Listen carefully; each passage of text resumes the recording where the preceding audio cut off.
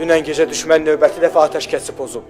Silahlı qüvvələrimizin əks hücumu nəticəsində bir neçə ərazi işğaldan azad edilib. Şəhidlərimiz var. Ana,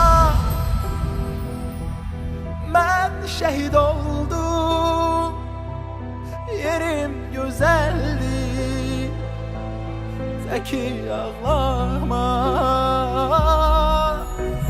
Canım,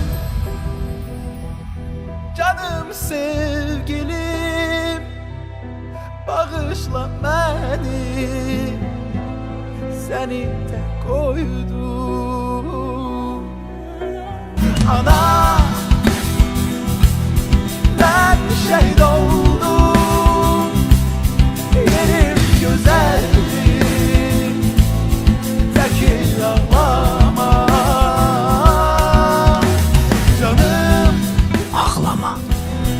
Canım sevgilim, bağışla beni,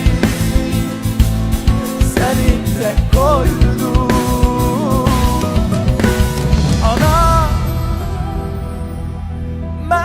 Şehit oldum, yerim güzeldir, teki ağlama.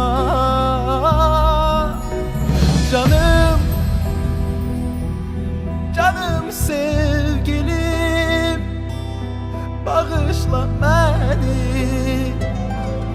seni tek koydum. Vətən, vətən sağ olsun. Vətən sağ olsun. Vətən sağ olsun.